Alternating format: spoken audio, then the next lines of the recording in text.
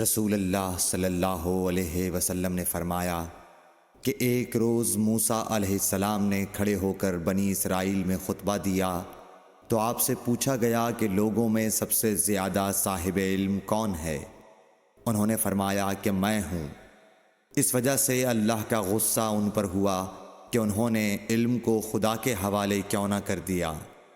تب اللہ نے ان کی طرف وحی بھیجی کہ میرے بندوں میں سے ایک بندہ دریاؤں کے سنگم پر ہے جہاں فارس اور روم کے سمندر ملتے ہیں، وہ تجھ سے زیادہ عالم ہے۔ موسیٰ علیہ السلام نے کہا کہ اے پروردگار، میری ان سے ملاقات کیسے ہو؟ حکم ہوا کہ ایک مچھلی زنبیل میں رکھ لو، پھر جہاں تم اس مچھلی کو گم کر دو گے تو وہ بندہ تمہیں وہیں ملے گا۔ تب موسیٰ علیہ السلام چلے اور ساتھ اپنے خادم یوشع بن نون کو لے لیا، اور انہوں نے زنبیل میں مچھلی رکھ لی۔ جب ایک پتھر کے پاس پہنچے، دونوں اپنے سر اس پر رکھ کر سو گئے، اور مچھلی زنبیل سے نکل کر دریا میں اپنی راہ بناتی چلی گئی۔ اور یہ بات موسیٰ علیہ السلام اور ان کے ساتھی کے لیے بے حد تعجب کی تھی۔ پھر دونوں باقی رات اور دن میں جتنا وقت باقی تھا چلتے رہے۔ جب صبح ہوئی، موسیٰ علیہ السلام نے خادم سے کہا، ہمارا ناشتہ لاؤ، اس سفر میں ہم نے کافی تکلیف اٹھائی ہے۔ اور موسیٰ علیہ السلام بالکل نہیں تھکے تھے، مگر جب اس جگہ سے آگے نکل گئے جہاں تک انہیں جانے کا حکم ملا تھا، تب ان کے خادم نے کہا کہ کیا آپ نے دیکھا تھا کہ جب ہم صخرہ کے پاس ٹھہرے تھے تو میں مچھلی کا ذکر بھول گیا؟ بقول بعض صخرہ کے نیچے آب حیات تھا، وہ اس مچھلی پر پڑا اور وہ زندہ ہو کر بقدرت الہی دریا میں چل دی۔ یہ سن کر موسیٰ علیہ السلام بولے کہ یہ ہی وہ جگہ ہے جس کی ہمیں تلاش تھی، تو وہ پچھلے پاؤں واپس ہو گئے۔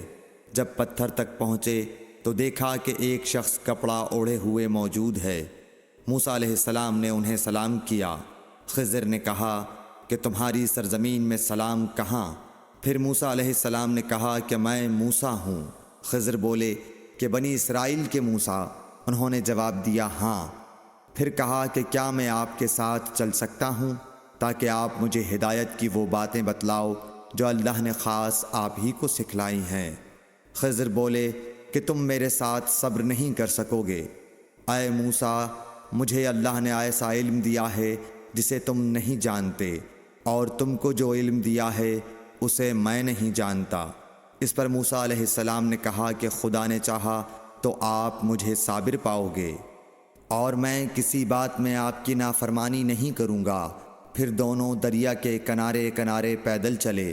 ان کے پاس کوئی کشتی نہ تھی کہ ایک کشتی ان کے سامنے سے گزری تو کشتی والوں سے انہوں نے کہا کہ ہمیں بٹھا لو۔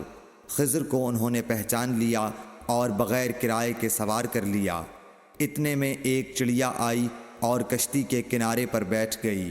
پھر سمندر میں اس نے ایک یا دو چونچیں ماری۔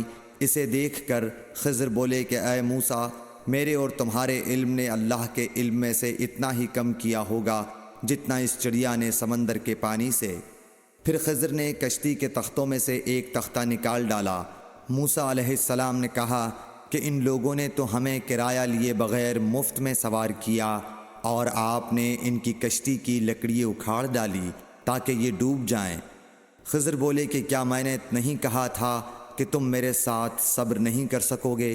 اس پر موسیٰ علیہ السلام نے جواب دیا کہ بھول پر میری گرفت نہ کرو۔ موسیٰ علیہ السلام نے بھول کر یہ پہلا اعتراض کیا تھا۔ پھر دونوں چلے۔ کشتی سے اتر کر ایک لڑکا بچوں کے ساتھ کھیل رہا تھا۔ خضر نے اوپر سے اس کا سر پکڑ کر ہاتھ سے اسے الگ کر دیا۔ موسیٰ علیہ السلام بول پڑے، کیا آپ نے ایک بے گناہ بچے کو بغیر کسی جانی حق کے مار ڈالا؟ غضب ہو گیا۔ خضر بولے کہ میں نے تم سے نہیں کہا تھا کہ تم میرے ساتھ صبر نہیں کر سکو گے؟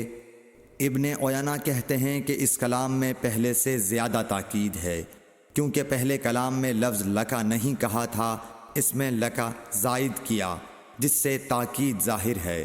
پھر دونوں چلتے رہے، حتیٰ کہ ایک گاؤں والوں کے پاس آئے۔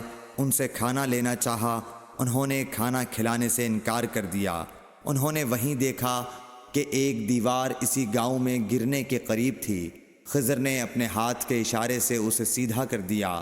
موسیٰ علیہ السلام بول اٹھے کہ اگر آپ چاہتے تو گاؤں والوں سے اس کام کی مزدوری لے سکتے تھے۔ خضر نے کہا کہ بس اب ہم اور تم میں جدائی کا وقت آ گیا ہے۔ جناب محبوب کبریا رسول اللہ صلی اللہ علیہ وسلم فرماتے ہیں کہ اللہ موسیٰ علیہ السلام پر رحم کرے۔ ہماری تمنا تھی کہ موسیٰ علیہ السلام کچھ دیر اور صبر کرتے تو مزید واقعات ان دونوں کے بیان کیے جاتے اور ہمارے سامنے روشنی میں آتے، مگر حضرت موسیٰ علیہ السلام کی عجلت نے اس علم لدنی کے سلسلے کو جلد ہی منقطع کرا دیا۔ صحیح بخاری حدیث نمبر 122۔